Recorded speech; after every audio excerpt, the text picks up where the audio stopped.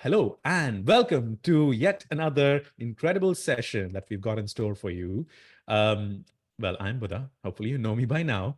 But in this session, we're going to be discussing something very, very exciting. So far, in the decision makers track, as well as at the beginning, we were looking at some of the different elements and aspects of observability, some of the value conversations, some of the melding of API ops with API management, with observability, what that unification sort of looks like. We spoke a little bit about what designing observable API platforms would look like. So we've explored a whole range of things, not just from a singular sort of perspective, but sort of a whole entire spectrum of conversations around observability, which is very important when you're considering the decision makers track specifically. What drives value and how do you adopt it? It's very important. So in this session, we're going to be picking up yet another aspect of observability specific to an API style. So the session is aptly titled Everything That Could Go Wrong with GraphQL and How OpenTelemetry as a Standard Could Help You Get Out of That. So with that, I'm going to... Can go wrong. There's a lot that can go wrong. Fair enough. We'll dive all into that, but I'm going to hand it over to you, Agata, a quick introduction about who you are, what you do, and then we'll dive straight into the session. Take it away. Okay, so hi, my name is Agata. I work at Tyke. I'm one of the product managers here, and my main area of product at Tyke is what I usually say, all things GraphQL. So you can see the correlation in my talk between the title and the overall theme of this event. Yeah, I want to share some learnings from our own journey when it comes to using OpenTelemetry to monitor GraphQL. And I think I can start sharing my screen. Yeah, I think it's up. Okay. Cool, we're there. And now, at the very beginning, so GraphQL compared, obviously, to REST API, so gRPC is maybe the newer kid on the block. But for those of you who are not that familiar with GraphQL, don't worry just yet. I will be explaining as we go along so that we are all on the same page when it comes to all the things that can go wrong. And as I said in the beginning, there's quite a few things that can go wrong with GraphQL, and we will be looking at how OpenTelemetry, how observability can actually help along the way. So let's jump in. So first of all, in this talk, I will be looking at two sides. First, we will be looking at the side of a let's call it the side of developer or engineering side, and then on the operations side. Obviously, they have to go hand in hand, and we will be looking at what the state of OpenTelemetry is when it comes to GraphQL. And by the end, I actually hope that we will also look into the future a little bit. So from operation side of things, engineering or developers introducing new technologies, like GraphQL, into the architecture landscape usually means added complexity, new problems, or how we managers say, new challenges, and a general sense of overwhelm, especially in the beginning. So first, I want us to all get on the same page and understand what GraphQL is and why is it a little bit specific, a little bit different than for example, REST, which I know we all love. Some of you might have heard about GraphQL, some of you might be thinking of using it, or maybe you've already started to adopt it, but might not be fully up to speed on the pros, the cons, and some of the nuances of GraphQL, or even what it is useful for. So first, let's just take a general look at what kinds of problems does GraphQL solve, what are the general use cases, what is a schema and a query, and how it's different from a typical REST API or RESTful API.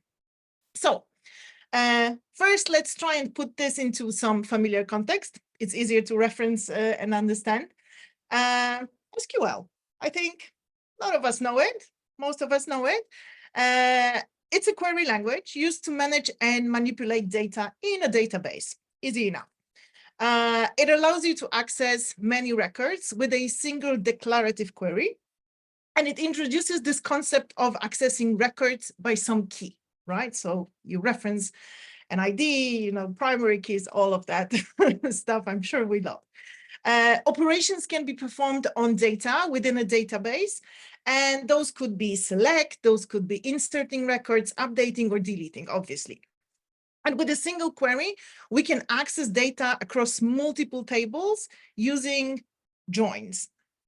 Now, some of these concepts have made their way into the REST world, which allows us to access a resource using different HTTP methods. So again, we have get, we have post, we have put, and we have delete. So we can manipulate the resources.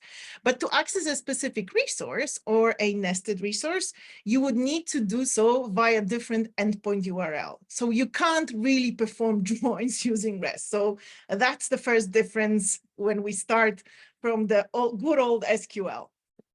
Now, to me, GraphQL actually takes ideas that were originally developed to query databases and applies them to the wider internet.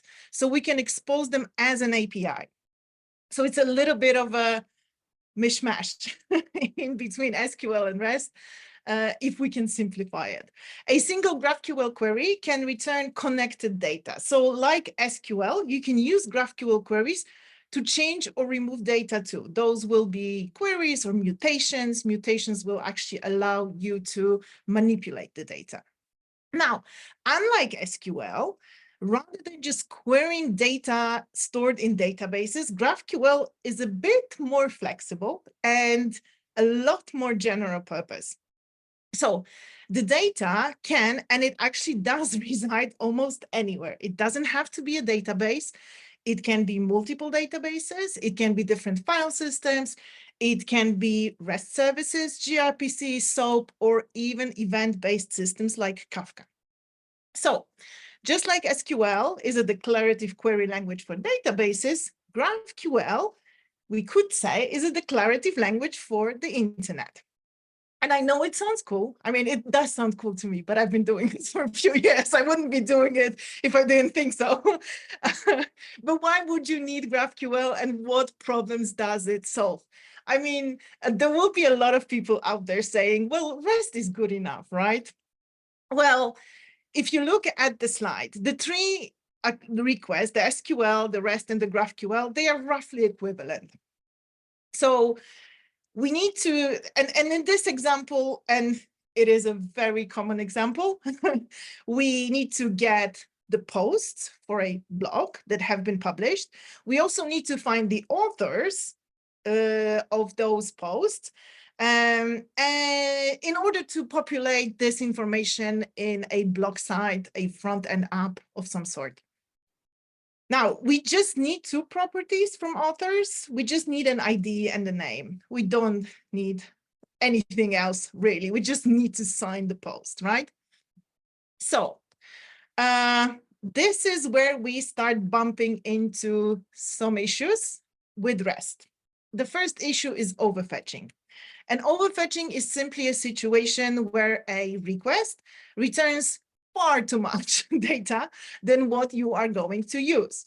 With REST, you get back the entire resource. So in a case of an author, it will be the ID, it will be the name, obviously the things you need, but it might be just dozens of other things as well. It might be a nickname, it might be address, phone number, whatever else, right? There's just so much stuff that can be in that response.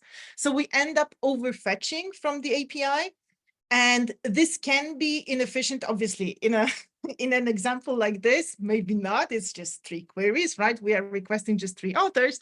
But if you think about scaling, this can get inefficient, especially for large resources with list-based responses.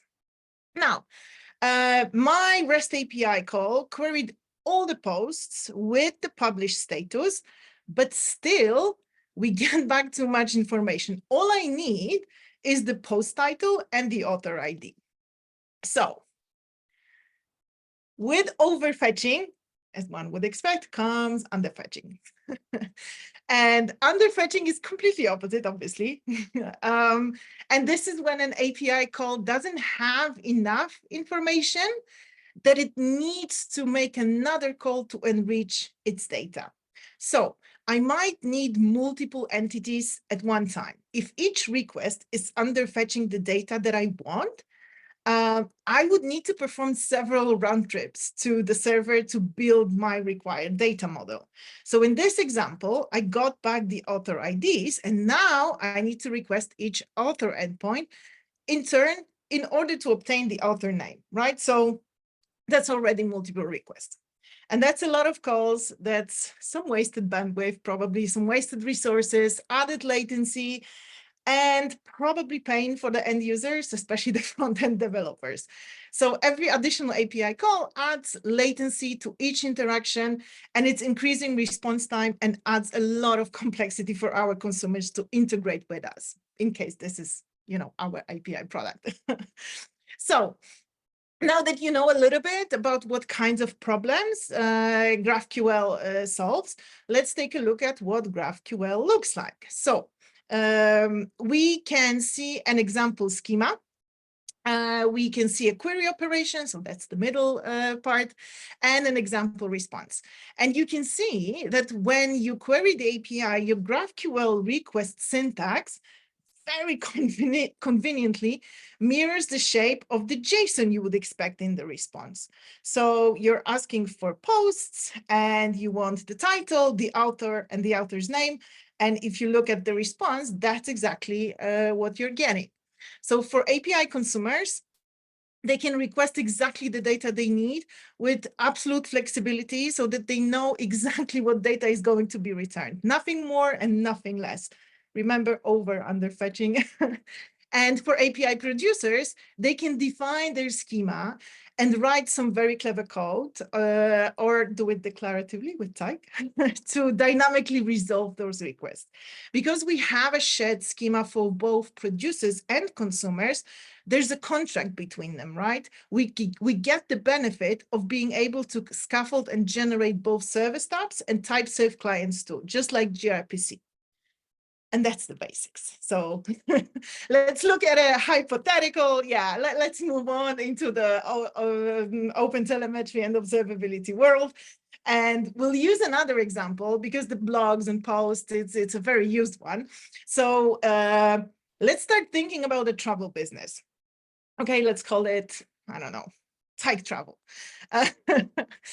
So if you can imagine that every type in GraphQL might be represented by a microservice, then we could think of GraphQL as an ingress, which can conveniently expose all of those microservices as a combined and very purposefully designed API product.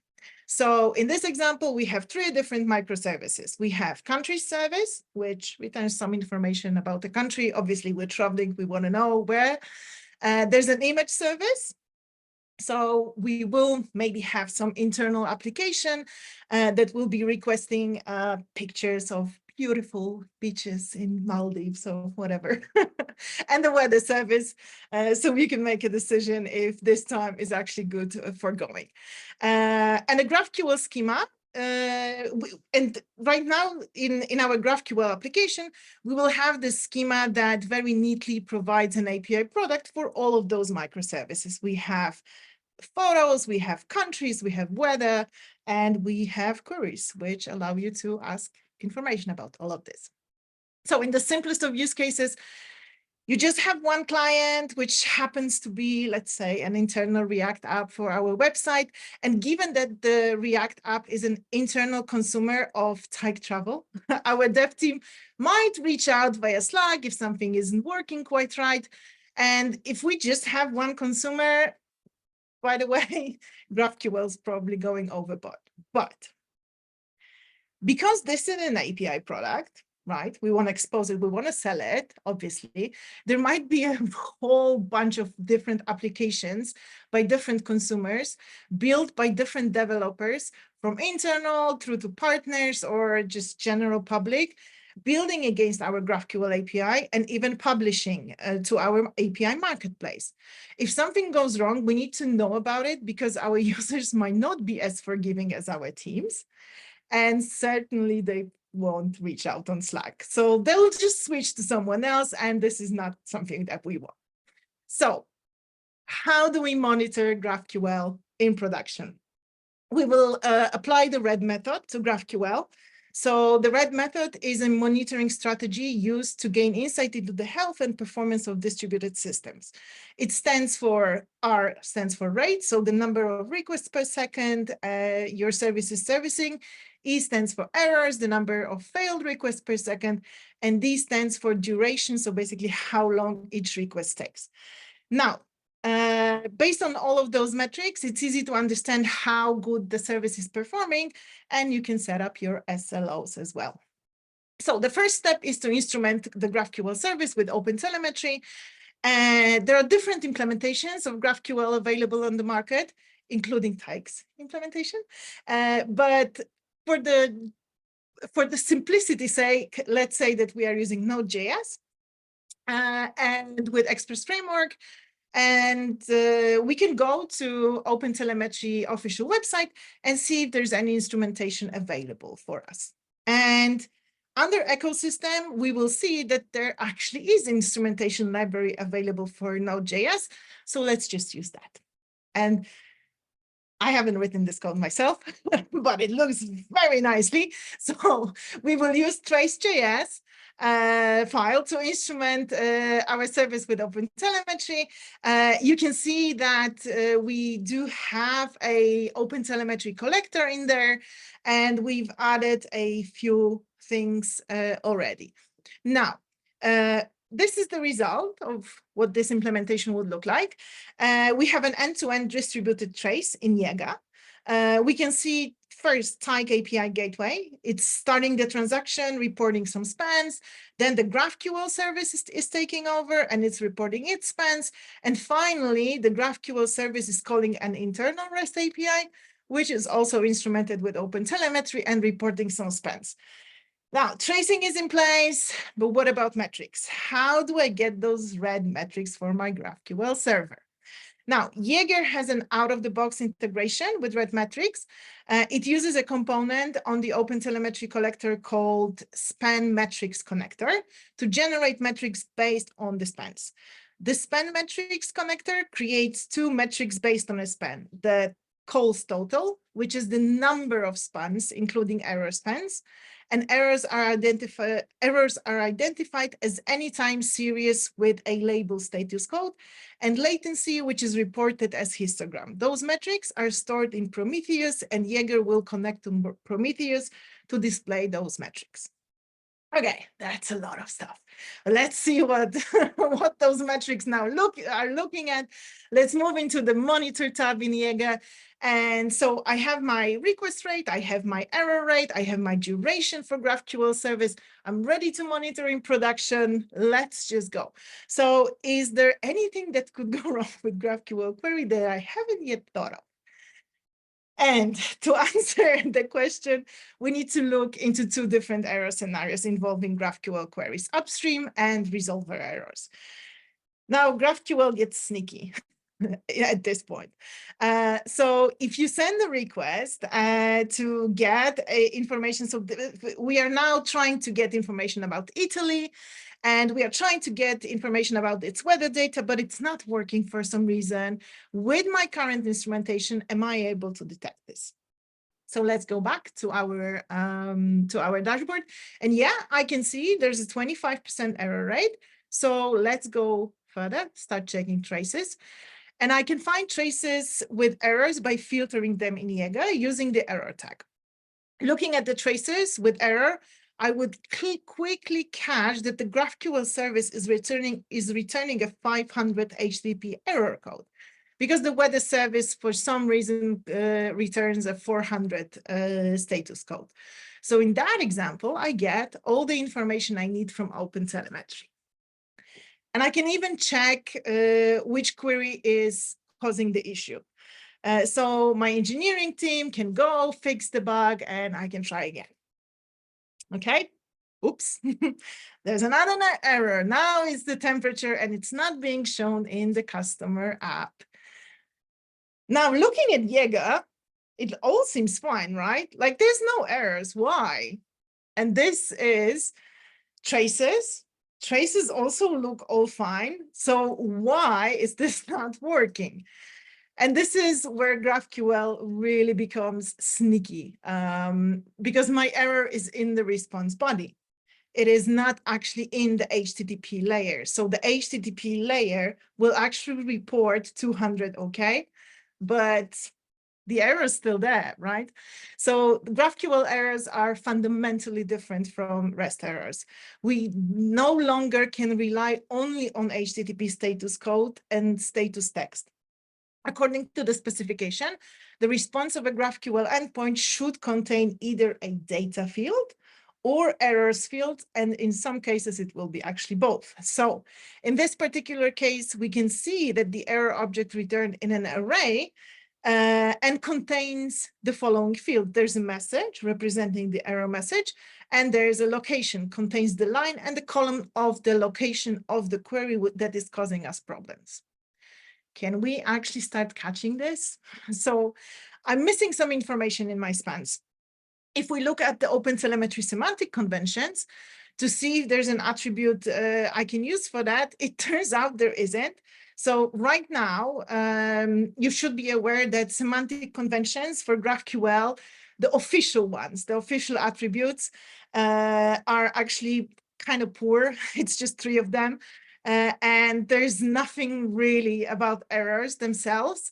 Each and every instrumentation library is responsible for implementing those kinds of attributes. And yeah, if you look at this, there isn't much I can use, but I can add my own attribute. I will call it GraphQL error message, and I will do some manual instrumentation. Now, I can see that the error is being recorded after I do that. Notice how the first span still doesn't report the error, because that is the span related to the HTTP call. And that one was fine. That one was 200, right? It is later down the line in the request execution where the problem happened.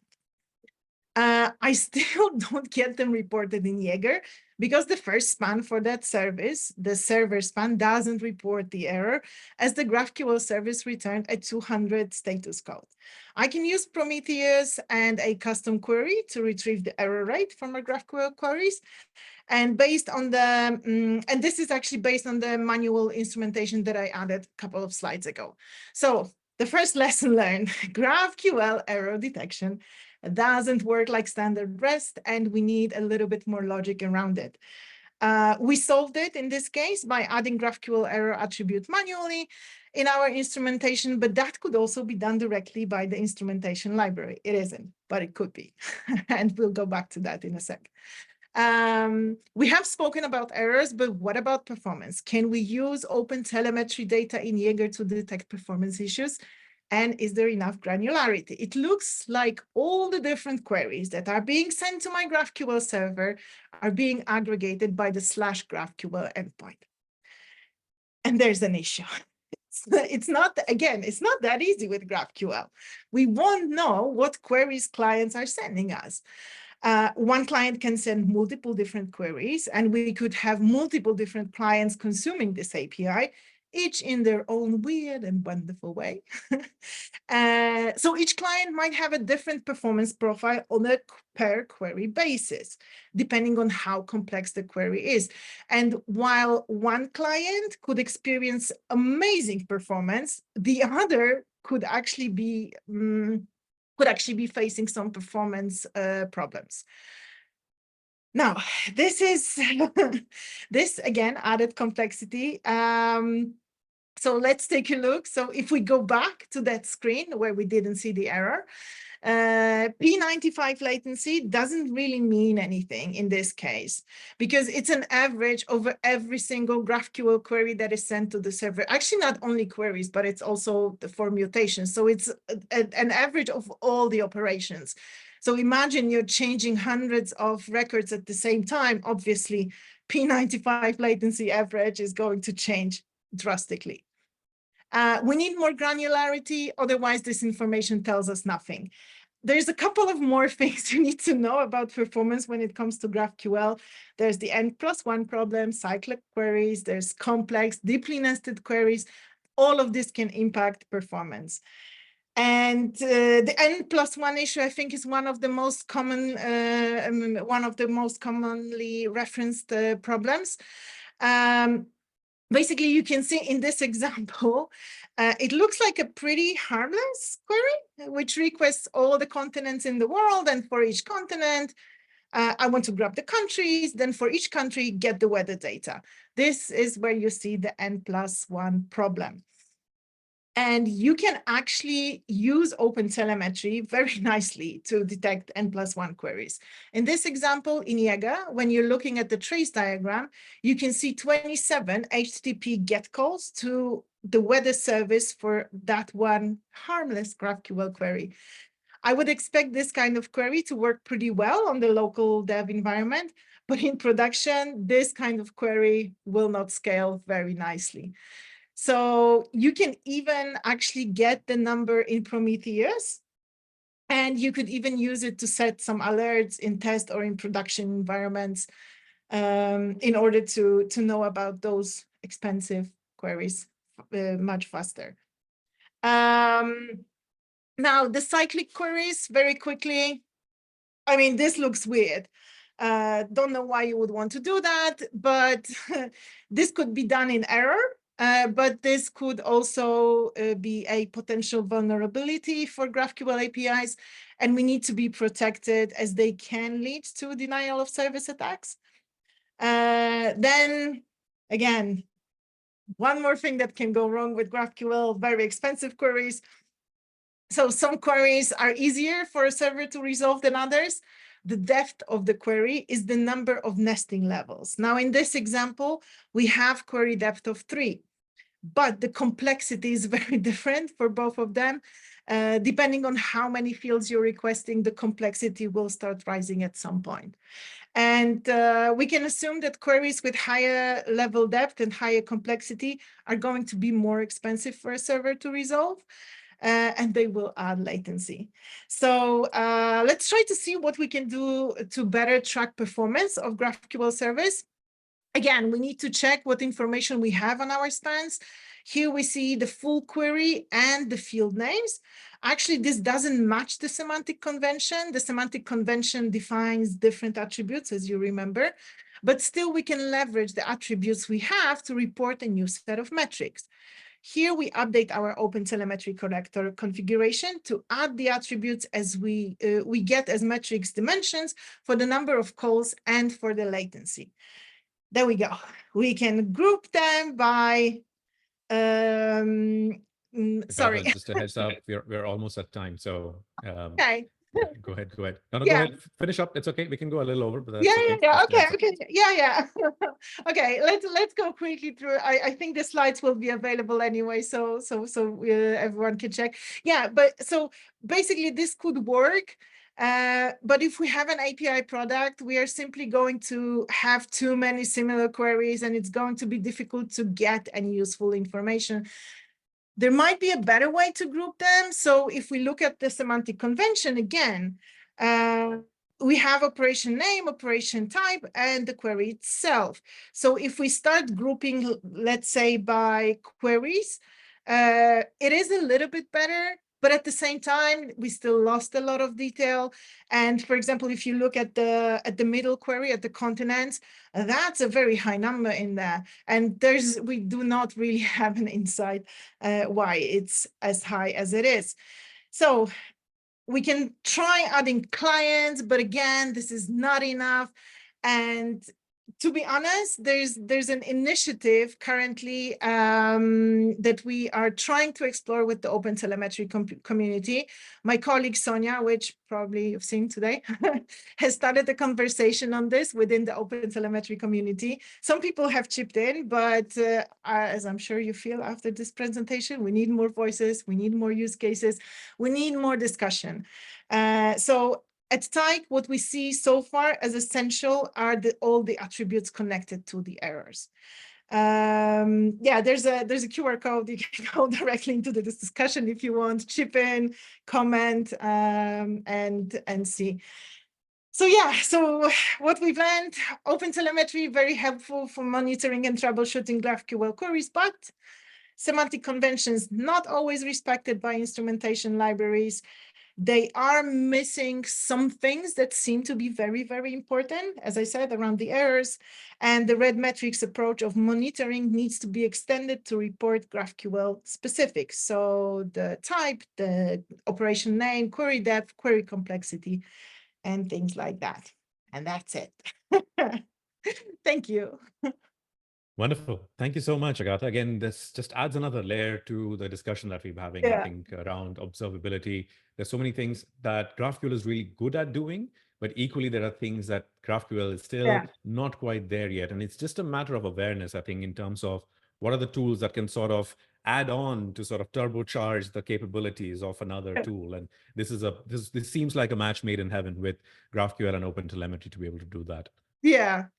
I mean, monitoring GraphQL in general is a little bit more complex than REST. And if OpenTelemetry can help us with that, let's just do it. Yeah. And Absolutely. the community has started. Yeah, it is started, and it's not bad, but it needs to be extended. And we need to have an agreement in the community how we extend it. 100%. Well, thank you everyone for joining. This has been a fantastic session. Thank you once again, Agata. And thank you everyone who took the poll as well. We opened up a little poll just to understand, where you are in your GraphQL journey, where you are in your OTel journey. And hopefully, we get a good sense of how we can potentially help out next time. So thank you so much. It's been fantastic. Coming up next is, again, there are two parallel tracks, as you know, are running. We're going to be having a short break before we head into, on the decision makers track, we'll be having DORA metrics and beyond, improving developer productivity and reducing burnout with API observability. Going to be a very exciting session. And then on the implementers track, we'll be having how often should you ping, configuring heartbeat and synthetics checks for your API. So two exciting sessions coming up. We are in the home stretch at this point of time. So thank you once again for being a part of this, and we'll see you in the next session. Cheers, everyone. Take care. Thank you. Cheers.